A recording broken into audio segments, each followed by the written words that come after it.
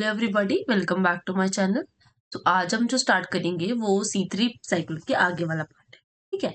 और जितने भी मैं वीडियोस डाल चुकी हूँ उनके जितने भी मैं क्वेश्चंस पूछती हूँ, प्लीज मुझे आंसर दिया करो उन वीडियोस के। ठीक है, उन क्वेश्चंस के आंसर्स दिया करो और मैं कोशिश ये करूंगी कि कम्युनिटी पोस्ट पे आपके लिए क्वेश्चंस पोस्ट करती रहूं और आप उनका मुझे आंसर देना। ठीक है।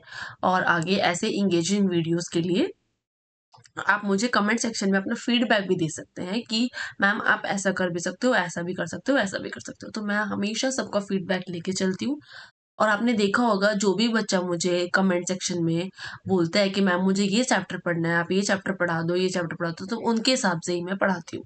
आपने देखा होगा क्योंकि मेरा जो मोटिव था प्लांट किंगडम के बाद स्टार्ट करना सेल के चैप्टर को था।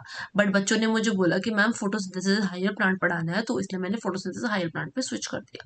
तो इसलिए आपको भी अगर कुछ ऐसा डिमांड हो आपकी, या फिर आपको ऐसा लग रहा हो कि आपको कुछ चीज समझ में नहीं आ रही है, दोबारा समझनी है, तो मुझे नीचे कमेंट सेक्शन में बता दो। और आप मुझे पर्सनल टेलीग्राम चैनल पे भी पूछ सकते हो क्वेश्चंस, डाउट्स। ठीक है।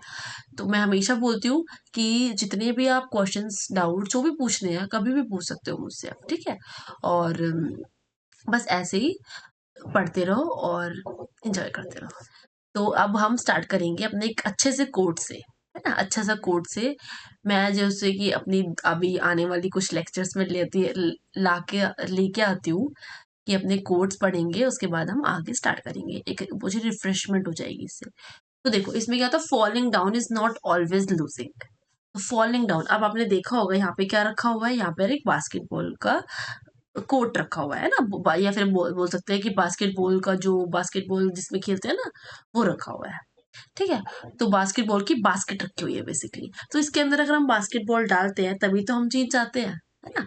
तो हमेशा नीचे गिरना लूज करना नहीं होता। ठीक है।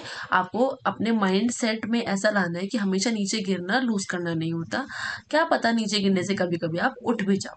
तो ठीक है, इसलिए हर चीज जो आप सोचते हो उसको पॉजिटिव वे में लेके चलो, ताकि आपको नेगेटिविटी कम आए और आप अपने जो गोल है उस पर पूरा फोकस रख पाओ। ठीक है। तो अब हम स्टार्ट करते हैं अपना C3 साइकिल या फिर C2 साइकिल। C2 साइकिल के बारे में बात करेंगे। अब आप मेरे को ये बताओ कि मैंने जो लास्ट वीडियो में मैंने आपको ये बताया था कि देखो रुबिस्को क्या है। रुबिस्को एक ऐसा एंजाइम है जो कि बाइंड कर जा रहा है।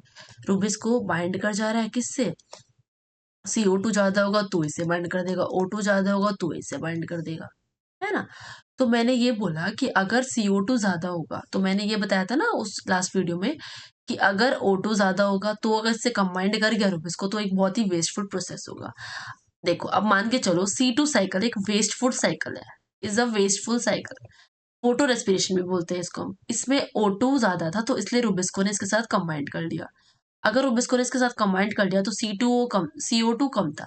CO2 कम था तो ऑक्सीजनेशन हो गया, क्योंकि O2 ज्यादा था।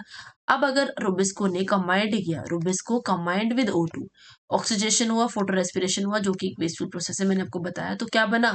फोस्फोग्लिसरिक एसिड बना, जो कि 3 कार्बन का कंपाउंड है, और फोस्फोग्लाइकोलेट बना, जो कि 2 कार्बन का कंपाउंड है। ये C2 साइकिल C2 पाथवे बनाता है।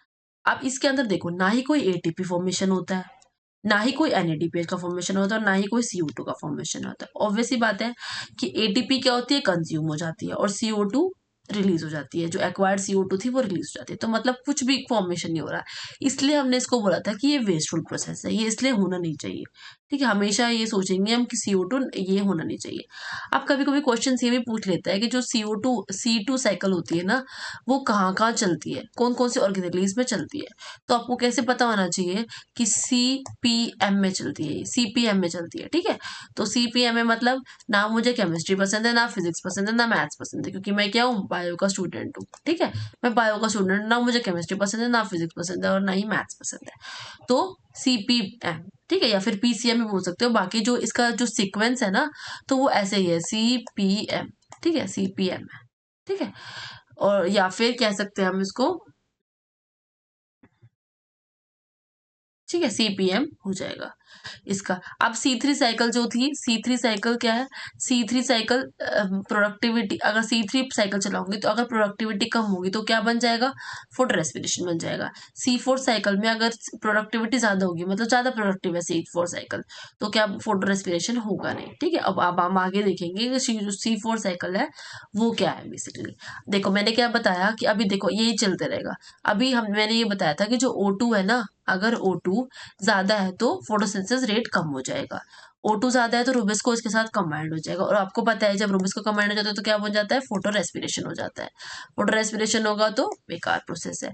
अब रूबिस्को के पास CO2 देखो आगे कितने ज्यादा बाइंड है, तो अल्टीमेटली कौन साइकिल चल जाएगी, C4 साइकिल चल जाएगी, क्योंकि C2 साइकिल क्या है, ज्यादा है, मतलब CO2 ज्यादा है, CO2 क्या है, ज्यादा है, और फोटो रेस्पिरेशन क्या है, बहुत ही ज्यादा कम है, तो यहाँ पर C4 साइकिल चल जाएगी। अगर CO2 कम होता है यहाँ पर, मतलब CO2 यहाँ पे ज्यादा है इसलिए C4 साइकिल चलेगी।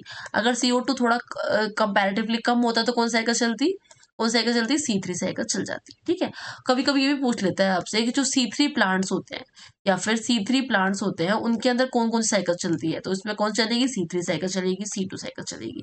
और C4 प्लांट्स होते हैं उनमें कौन चलेगी, C3 और C4 प्लांट चलेगी। ठीक है, तो जो बेटर होता है वो कौन सा होता है, C3 या फिर C4, मुझे बताओ क्वेश्चन कमेंट सेक्शन में। तो हमेशा जो बेटर होंगे वो कौन से होंगे, C4 बेटर होंगे। अब मैं आपको बताऊंगी आगे कैसे बेटर होंगे। ठीक है, आई बात समझ में। अब हमने ये देख लिया कि जो हमने ये जो प्रोसेस पढ़े, ये C2 साइकिल जो थी हमारी वो एक वेस्टफुल प्रोसेस था, तो इसको खत्म करने के लिए, इसको ओवरकम करने के लिए नई साइकिल आई जिसको हमने बोल दिया C4 साइकिल। इस साइकिल को हमने क्रान्स एनाटॉमी या फिर हैच क्लास साइकिल भी बोला था इसको हमने। ठीक है, हैस्लैक साइकिल बोला था इसको हमने। ठीक है, अब उसके बाद क्या हुआ कि जो क्रांस एनाटॉमी का मतलब क्या है कि हमने जो C4 प्लांट थे उनकी कुछ ऐसी मॉडिफिकेशन हो गई जो उसको ये क्रांस एनाटॉमी की फॉर्मेशन, मतलब मॉडिफिकेशन हो गई, जिसमें क्या हुआ, मेसोफिल सेल्स भी आई और बंडल सेल्स भी आई। ठीक है, तो जैसे अरेंजमेंट, डिफरेंट सेल्स का अरेंजमेंट, मतलब सेल्स को ऐसे अरेंज कर दिया